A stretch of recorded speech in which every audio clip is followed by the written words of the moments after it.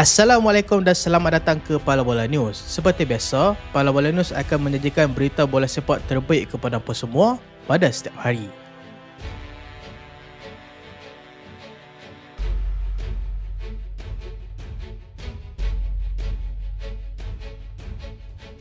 Ahmad dan Mbeumo balik ke Manchester United. Pasukan Ivory Coast dan Cameroon sah tersingkir daripada suku akhir kejohanan Piala Negara-Negara Afrika. Dan berita menarik untuk fan Manchester United adalah dua pemain penting mereka akan kembali ke dalam pasukan utama untuk pasukan Manchester United. Cameroon telah dikalahkan oleh pasukan Morocco 2-0 di suku akhir, manakala Ivory Coast tewas tipis 3-2 kepada pasukan Mesir pada awal pagi tadi.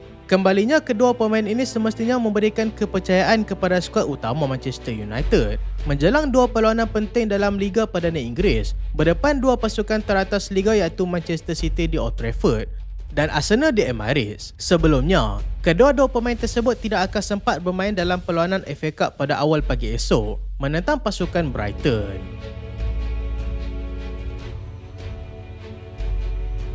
Semenyo umumkan kedatangannya ke Etihad. Pemain baru pasukan Manchester City iaitu Antoine Semenyo mengumumkan kedatangannya dengan bergaya selepas menjadikan gol dalam perlawanan FA Cup pada lewat malam tadi ketika Manchester City mencatatkan kemenangan besar 10-1 ke atas pasukan Exeter City. Manchester City berjaya mendahului dengan kedudukan selesa 4-0 pada babak pertama melalui jaringan daripada Max Alline dan Rodri sebelum dua gol lagi hasil gol sendiri pasukan pelawat pada penghujung babak pertama.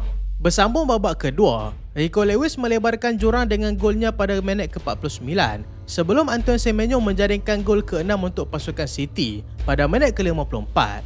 Empat lagi gol dijaringkan oleh Tijani Reinders, Nico O'Reilly, Ryan McAdoo dan Rico Lewis sekali lagi bagi melengkapkan malam gemilang buat pasukan The Citizen itu. Namun Exeter City berjaya mendapatkan gol seguati pada penghujung perlawanan. Kemenangan besar ini semestinya memberikan tonik baru buat pasukan City selepas mencatatkan 3 keputusan seri sebelum ini bagi berdepan cabaran pasukan Newcastle dalam separuh akhir Carabao Cup sebelum berdepan cabaran Manchester United di Old Trafford.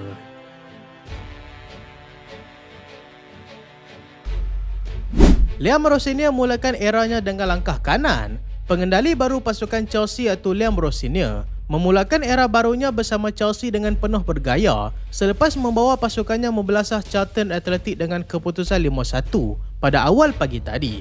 Meskipun mencatatkan kemenangan besar, Chelsea terpaksa menanti sehingga penghujung separuh masa pertama untuk berada di depan melalui Jorel Hato. Bersambung babak kedua, Tosin Adarabioyo membuktikan kemampuannya dengan gol kedua pada minit ke-50. Chelsea sempat cemas apabila tuan rumah berjaya mendapatkan gol melalui Mars Liaburn pada minit ke-57.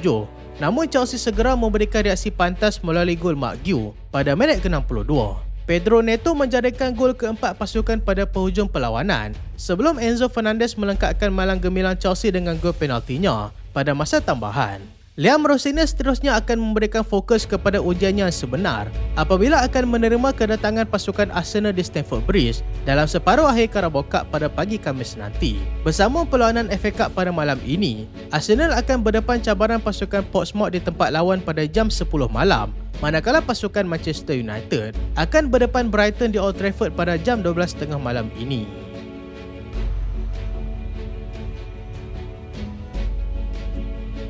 Hansi Flick yakin Barcelona buat yang terbaik menjelang perlawanan final Supercopa de España pada awal pagi esok. Hansi Flick telah melaungkan keyakinan dan mengharapkan prestasi maksimum daripada anak buahnya ketika berdepan musuh terberat mereka iaitu pasukan Real Madrid. Sebelumnya, Barcelona telah berjaya membelasah pasukan Athletic Club dengan keputusan 5-0, manakala Real Madrid pula berjaya mengalahkan Atletico Madrid dengan keputusan 2-1. Kedua-dua pasukan kini berada dalam prestasi maksimum di mana Real Madrid telah mencatatkan 5 kemenangan berturut-turut, manakala Barcelona pula bukan sahaja menang 5 perlawanan berturut-turut, mereka juga berjaya menang dan tidak dibolosi langsung dalam 5 perlawanan terakhir. Jadi, pertemuan epik antara dua pasukan gegasi ini semestinya akan menjadi perhatian pada jam 3 pagi esok.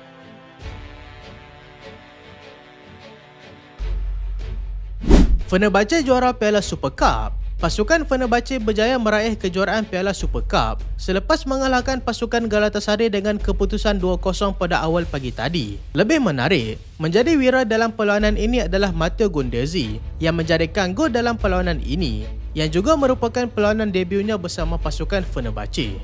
Gundezi meletakkan pasukan Fenerbahce di depan pada minit ke-28 melalui rembatan derasnya dari luar kotak penalti bagi mendahului 1-0 dan kedudukan kekal 1-0 sehingga tamat rehat separuh masa pertama. Bersambung separuh masa kedua, ketika Galatasaray baru menyusun gerakan mencari gol penyamaan, Jadon Oosterwolde berjaya menjadikan gol sepakan gunting cantik ketika sepakan sudut bagi meletakkan pasukan Fenerbahce selesa 2-0 di depan. Galatasaray terus buntu mencari gol dan kedudukan kekal 2-0 sehingga wisil penamat. Tahniah kepada pasukan Fenerbahce yang berjaya mengalahkan pasukan Galatasaray untuk memenangi Piala Super Cup.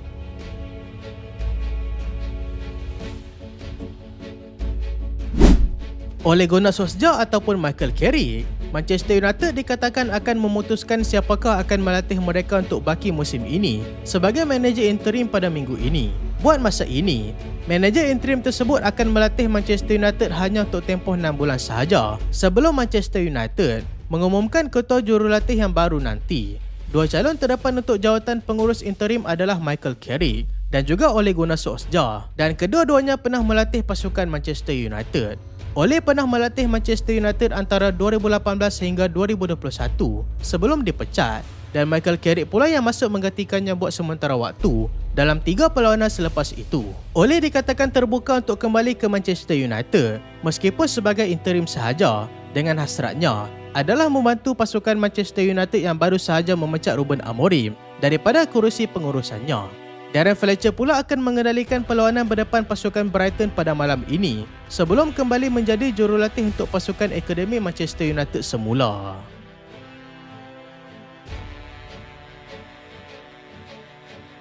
Al-Hilal berjaya dapatkan bekas pemain Arsenal.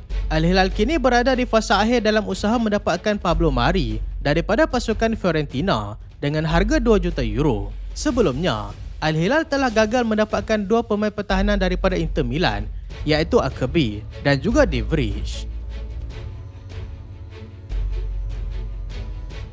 Barcelona mahu kekalkan Marcus Rashford. Barcelona telah memaklumkan kepada Marcus Rashford bahawa mereka berminat untuk mengekalkan bintang England tersebut. Namun, Barcelona masih lagi tidak mengaktifkan klausul pembelian bernilai 30 juta euro yang terletak dalam perjanjiannya.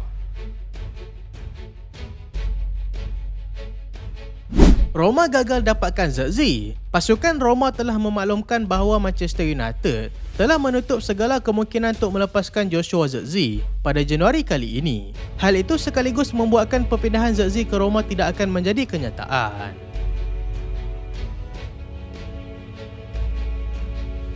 Di mana tumpahnya kuah kalau tak ke nasi? Anak kepada legenda dalam bola sepak Zlatan Ibrahimovic, iaitu Maximilian Ibrahimovic, telah melengkapkan perpindahan ke Ajax secara pinjaman dengan pilihan pembelian. Pemain tersebut yang sebelumnya bermain bersama pasukan AC Milan akan bermain secara pinjaman sehingga hujung musim nanti sebelum melengkapkan perpindahan tetap bersama kelab Belanda tersebut.